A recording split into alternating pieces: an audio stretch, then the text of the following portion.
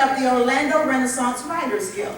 And he actually stepped out, and the dream, am I right, Ted, was bigger than you.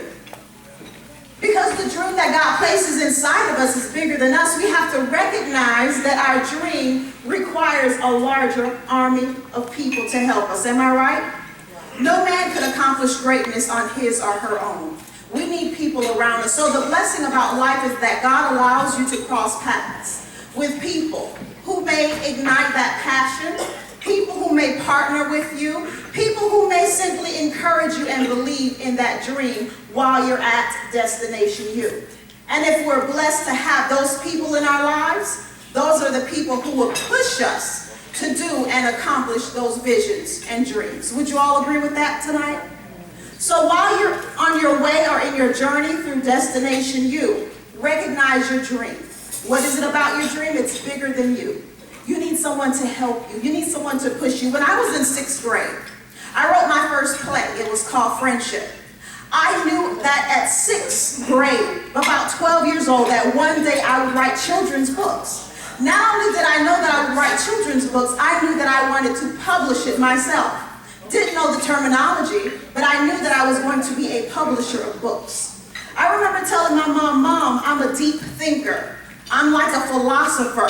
I didn't know it was called a doctor, but I knew that at a young age there was a great calling on my life. So what did I do?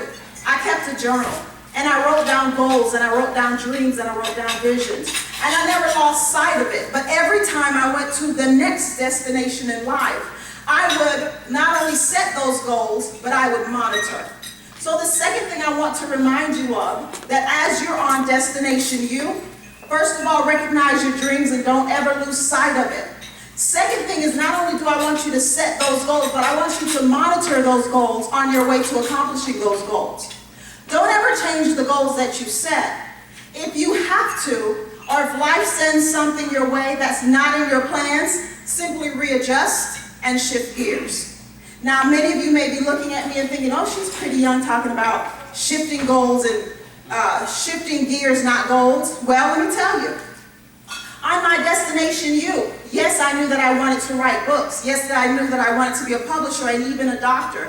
And there's so many other things that I just knew as a young child that I would accomplish. At the time in 2003, when I finally begun teaching, I had the opportunity to take out those visions and those plans and pursue those goals. As I was pursuing those goals as a 6th grade teacher, I was writing my first chapter books. But again, it wasn't just by myself, it was with my students. So here I am, I took the opportunity to be a co-author. I wrote with my 6th grade students 5 chapter books. How beautiful is that, right? So they helped me accomplish my goals, and I helped them accomplish their goals. I monitored it, and now I'm on to the next destination. But it was shortly after that tragedy struck. So as I am writing my books with my students, met in a horrific car accident. I'm telling you, horrific, and when I say bad, I mean absolutely bad. This car accident deterred every aspect of my life. In a matter of minutes, I lost my home, I lost my car, I lost my job. Guys, I lost everything, and in my book, I talk about how I almost lost my mind. Talk about taking a detour, talking about losing sight of goals, visions, and dreams. I didn't want to hear anything about goals, visions, and dreams. I just wanted to survive. I had over 12 life-threatening surgeries and died 3 times. Doctors put the white sheet over me and gave up on me. Talk about deterrence. Talking about losing sight of visions and goals.